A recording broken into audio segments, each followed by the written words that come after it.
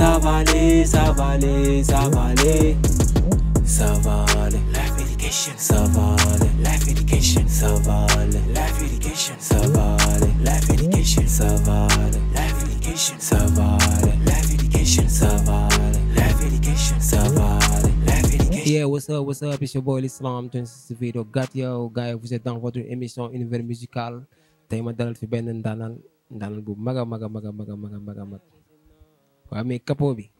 Yo, salaam. Maa lay ziar. Yo, bëgg naa la. Naka waar nuyu.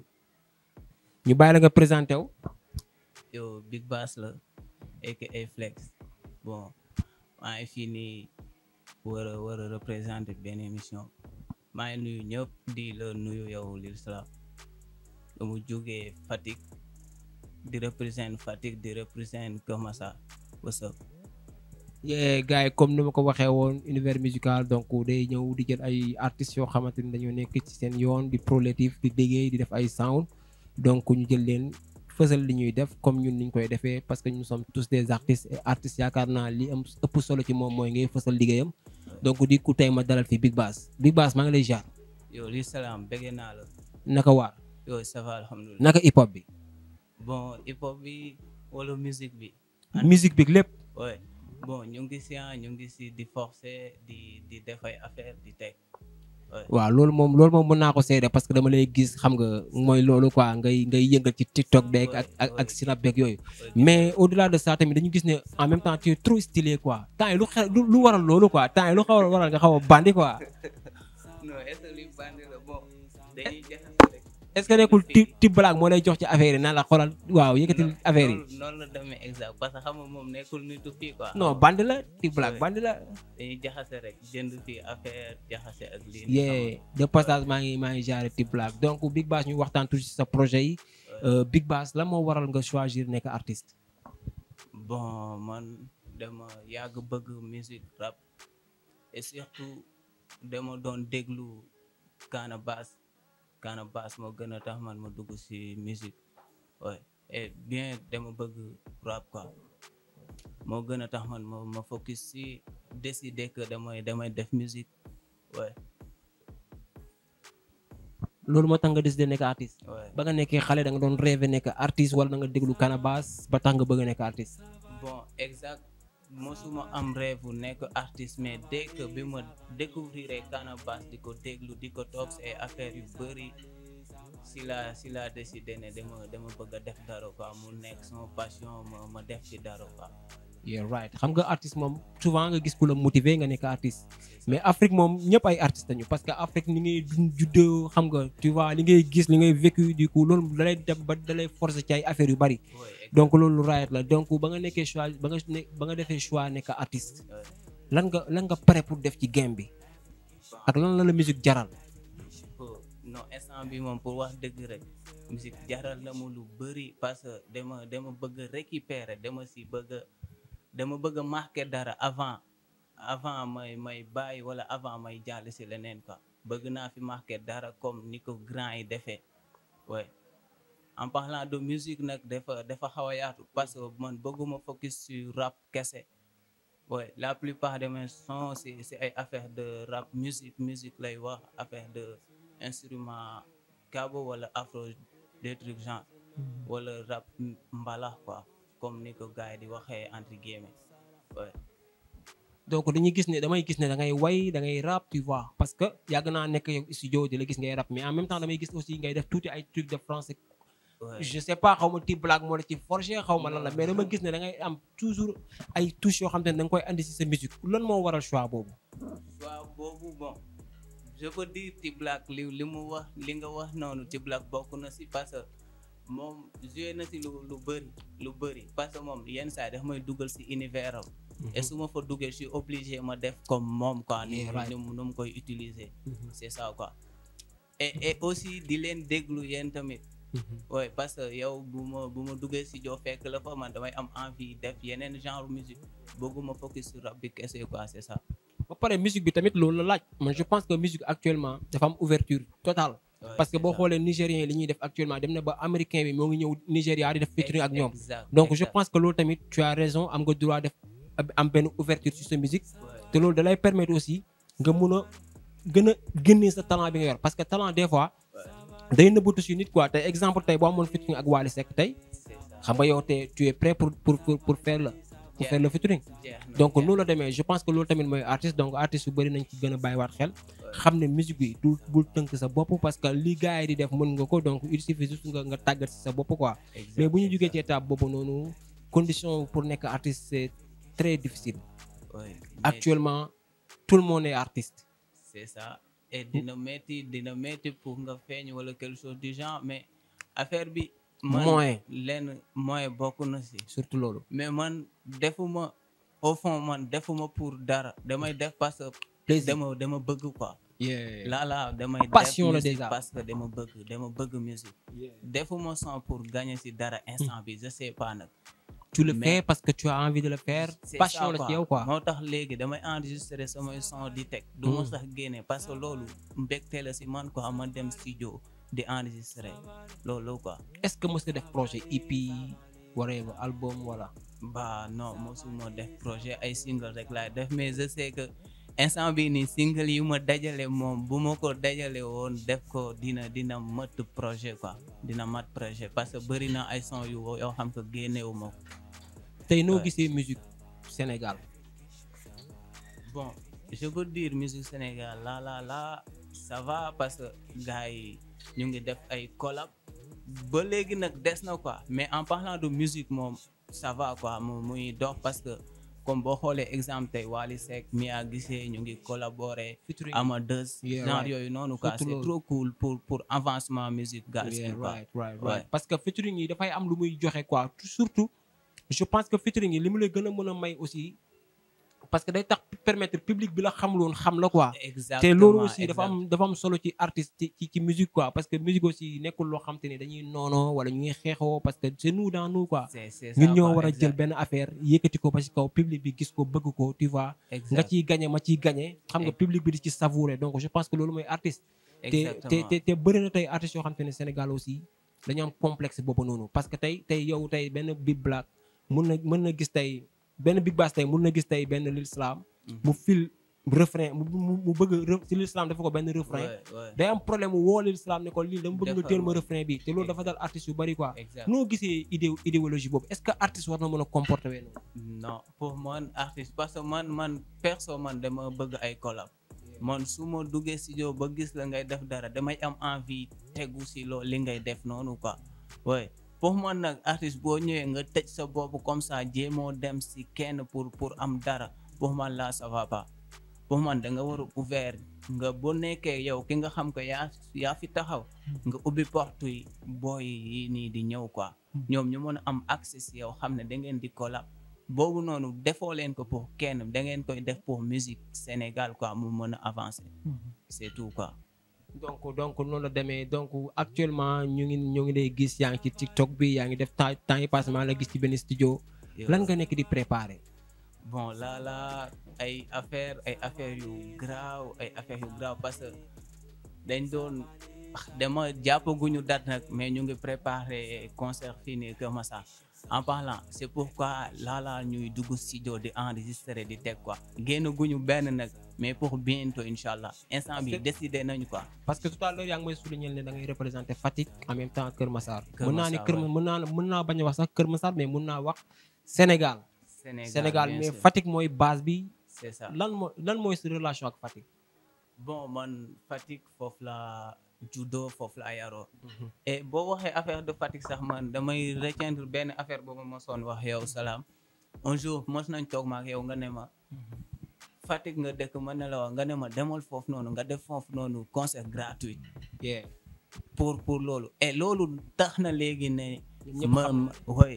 ma am foofu noonu accès et maa ngi sant yàlla si loolu quoi parce que peut-être am naa fa bu dee benn nit moo ma fa bëgg am naa ko foofu quoi et je peux dire c'est grâce à toi Fatick man foofu laa juddoo foofu laa defee sama enfance et tout avant may ñëw fii Kër Massar parce que li nga wax ni dama si lancer waat appel pour yeneen artistes yi parce que tey artistes yu bëri dañuy am problème si seen base exemple tout récemment de passage lu tax may tudd T-Black exemple la ci loolu quoi parce que tey gisoon naa ko mu demoon xam nga dëkkam Guinée tu vois def fa loo xamante ni tey public bi xam nga show love ko def fa clip def fa loolu après mu ñëwaat Sénégal donc je pense que artiste tamit day baax des fois nga demaat fi nga nekkoon nga wan leen ne seen doom a ngeen di maa ngi def lii donc yéen xam leen ne maa ngi yëngu ci lii nii te loolu tey boo ko defee gis nga tey résultat bi nga ci am des fois dañ lay woo ne la ana son yi ana clip yi donc je pense que loolu c'est geste la boo xam ne dama koy saluer donc boobu noonu su ma ko amee yow yaa tax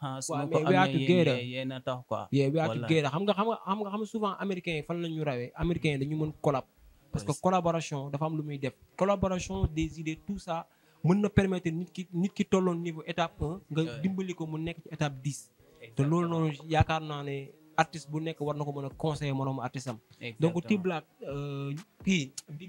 Big Bass T-Black dafa nekk sama xel parce que dafa sonal quoi sama gaañ boobu donc ñu ñëwaat tuuti tey booy bind son yan moment ngay gën a mën a am jot pour inspirer wu bon parce que man man pour genre musique bi may def nag parce que mënuma wax que maa ngi ci rap bi quoi. da ngay musique yaa ngi ci musique. ci musique laa ban moment ngay am jot léegi bon ay 2h du matin yooyu noonu. exact prod bi moom fu ma fekk. bala lay ñëwee. inspiration baa ngi foofu quoi day ñëw. ñii dañ naan ci douze lay inspiré ñii naan man ci waañ ñii naan ci. man moom toilette ak lu nekk. man moom prod bi moom fu ma fekk moom. dama siy teg quoi.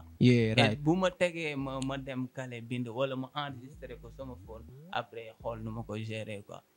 est-ce que d'accord nga tey ci artiste boo xam te ne du bind est-ce que d'accord nga loolu. non loolu d'accord ci. non lu tax parce que artiste da nga war a jël sa temps nga bind pour xam nga artiste poète la rek.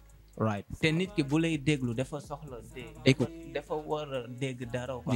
waroo di wax ni pour wax. right waaye da nga war a bu lay déglu di dégg li ngay wax bu baax di pause wala di xalaat kii lan la bëgg a wax fii quoi. loolu lañ soxla pour man da nga war a jël sa temps nga defar sa écriture defar ko ba mu baax nga jox ko nit ñi ñu jëlaloo ko quoi ñu pense ko.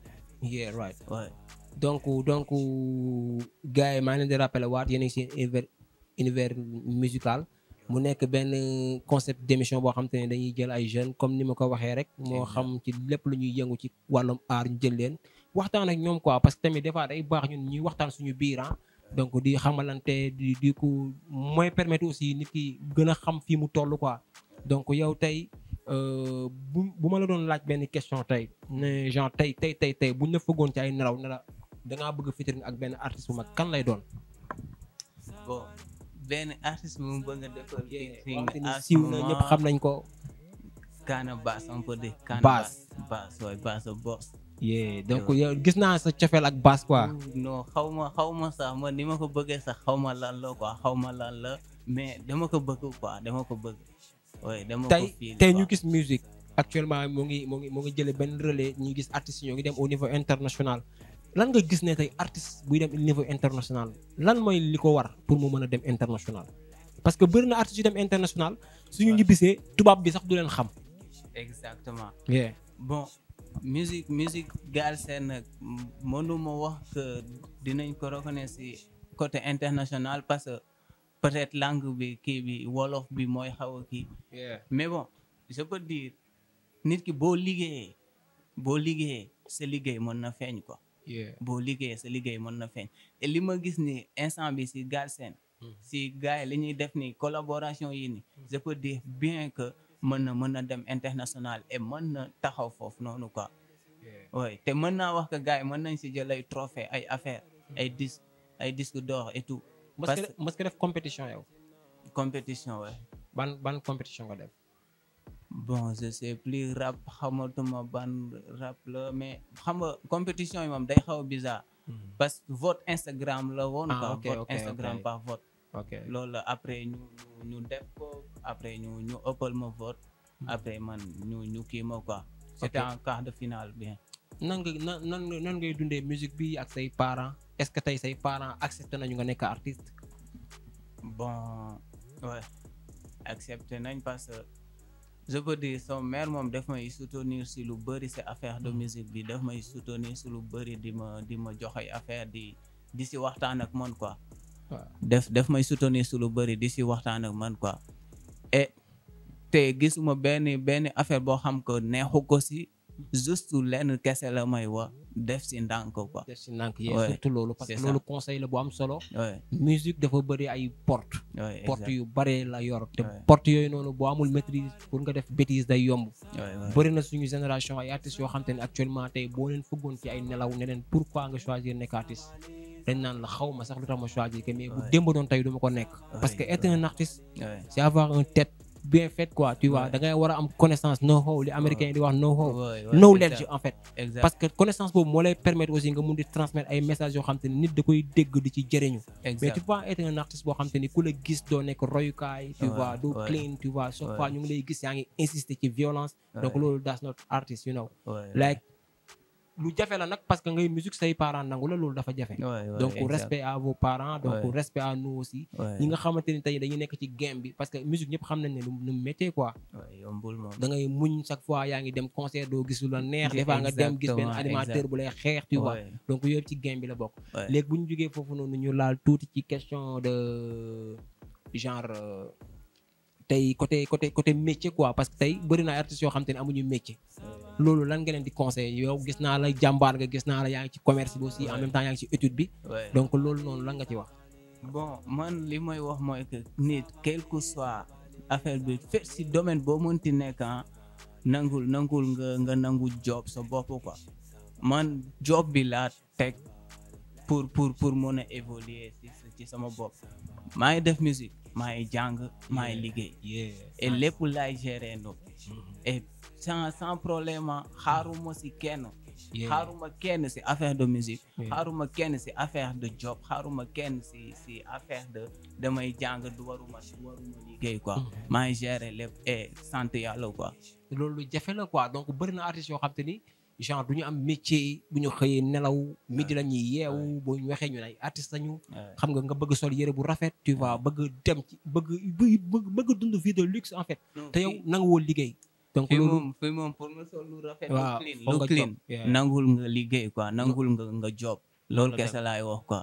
noo gisee gouvernement bu bees bi ak tey ñu gis ne tey artistes yu bëri tey amaat nañu privilège ku ci mel ni Nit Doff tey ñu jox ko benn ndombal tànk tey est-ce que yow étant artiste est-ce que am nga carte SODAV est-ce que xam nga ni tey artistes yi tey ñu ngi commencé di bénéficier wu ci ay fonds.